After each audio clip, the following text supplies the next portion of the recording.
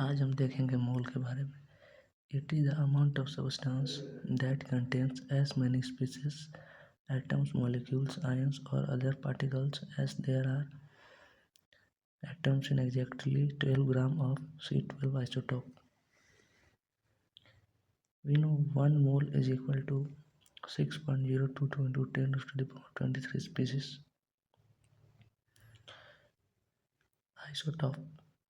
Isotope क्या होता है? जिसके से एटॉमिक नंबर सेम होते हैं but have different mass number. So carbon have 3 isotope and this is the symbol of isotope where A represent mass number, Z represents atomic number and X represent any element. Avogadro number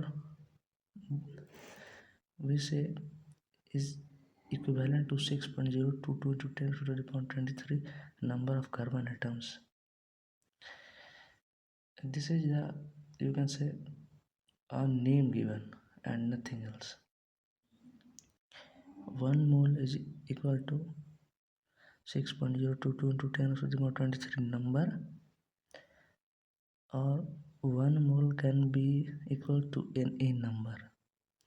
Basically any number is nothing. This is the only a number which is denoting the value of 1 mole, and if we have 2 mole then that is equal to 2 times any number. तो एक सबसे important बात होता है जब हम question देखते हैं बनाते हैं, दैट इज जब मोल के पीछे एटम और मॉलिक्यूल ना लिखा हो then we consider the natural form of atom हमें कंसिडर करना होता है. फॉर एग्जांपल जैसे हम मान के चलते हैं कि हमारे पास दिया हुआ है 1 मोल ऑफ हाइड्रोजन, तो that will be equal to what is 1 mole. We have seen here there is 6.022 into 10 to the power 23. So 6.022 into 10 to the power 23 H2 molecule. अब यहाँ पर दिया हुआ है हाइड्रोजन, तो हाइड्रोजन अपने नेचुरल फॉर्म किस रूप में प्रेजेंट रहता है? सो वो H2 में प्रेजेंट रहता है, H2 मॉलिक्यूल के फॉर्म में एग्जिस्ट करता है. Second example is 1 mole of phosphorus. So phosphorus अपने नेचुरल फॉर्म में किस फॉर्म में प्रेजेंट रहता है? तो वो प्रेजेंट रहता है P4 यूनिट में. तो this will be equal to 6.022 into 10 to the power 23 number of P4 unit. अब हम देखेंगे दूसरा वैरायटी जो मोल पर क्वेश्चन जिसमें फ्रेम होते हैं. जैसे 1 मोल ऑफ ऑक्सीजन एटम, जैसे पिछली बार जो हमने देखा था वहाँ पर कुछ नहीं दिया हुआ था, एटम मॉलिक्यूल कुछ नहीं लगाया हुआ था, तो हम उसका नेचुरल फॉर्म कंसिडर करते हैं. लेकिन जब यहाँ दिया हुआ है कि 1 मोल ऑक्सीजन एटम, तो वो इक्वल टू होगा 6.022 into 10 to the power 23 number of oxygen atom. Atom है तो एटम होगा. 1 मोल ऑक्सीजन मॉलिक्यूल, अब यहाँ मॉलिक्यूल दिया हुआ ध्यान से देखना, तो that will be equal to what.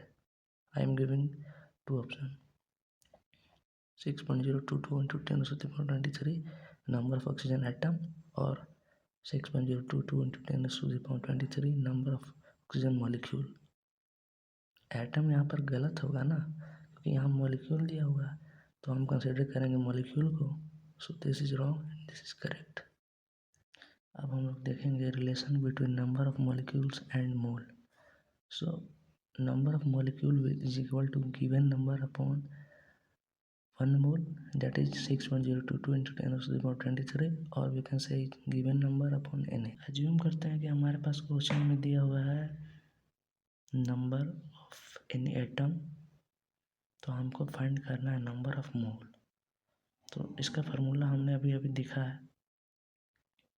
तो एग्जांपल के तौर में कंसिडर करते हैं कि 6.022 into 10 to the power 23 carbon atom upon 6.022 into 10 to the power 23, this is 1 मोल और Na. इतना को हम इससे डिवाइड करेंगे तब हमको जो आंसर आएगा वो नंबर ऑफ मोल होगा डिवाइडेड बाई Na या 1 मोल हो, तब हम मोल निकाल सकते हैं, मोल पता कर सकते हैं. और मोल इंटू Na, तो हमको नंबर पता चल जाएगा।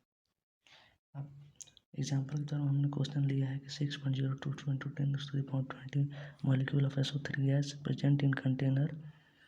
तो हमको सबसे पहले कैलकुलेट करना है number of mole of SO3 gas, and second we have if all SO3 gas is converted into liquid state then calculate the mole of SO3। तो अभी भी हमने देखा है कि नंबर ऑफ मोल निकालने का फार्मूला क्या होता है, that is number upon Na, 1 मोल। तो नंबर दिया हुआ है यहाँ पर 6.02 into 10⁻20 अपॉन में Na क्या होता है, 1 मोल। 6.02 into 10⁻23 डिवाइड करेंगे तो हमारे पास ये आएगा, जो कि 10⁻³ मोल ऑफ SO3। अब सेकेंड बोलता है कि अगर सारे SO3 गैस कन्वर्ट हो जाए लिक्विड स्टेट में तो मोल ऑफ SO3 हमको खुद फाइंड आउट करना है। तो अगर हम इसमें थोड़ा सा लॉजिकली सोचें तो हमारा जो मोल होता है, mole is basically a number, it does not depend upon physical state. So mole of liquid of SO3 will be same, that is 10⁻23। There will be no change. And another important point is mole does not depend on volume. Let's see another question, that is 0.1 mole of CO2 gas is present in container. If इतना molecule of CO2 gas removes from container, then how many mole of CO2 gas remains in container? तो basically हमको find out करना है कितना मोल बचेंगे CO2 gas के at last। तो for this type of question first we will write what is given information, and that is ये जो दिया हुआ है ना 6.02 into 10⁻21, this has been given the number। तो हमको रिलेशन पता है, हमारे दिमाग में तुरंत आना चाहिए कि जब नंबर दिया हुआ है तो नंबर से मोल कैसे फाइंड आउट कर सकते हैं, बाय डिवाइडिंग द Na। हम लोग जब फार्मूला में रखते हैं ये जो नंबर दिया हुआ है और अपॉन में Na का वैल्यू, तो हमको मिलता है 10⁻², which is equal to 1/100, and that is equal to 0.01 mole.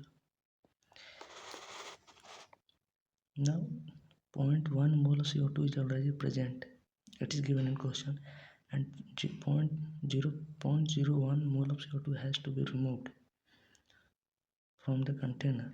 So remaining CO2 will be what?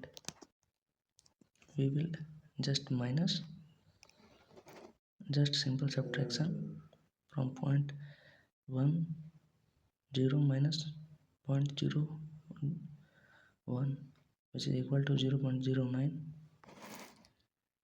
So 0.09 mole of CO2 remains left. So this is the answer.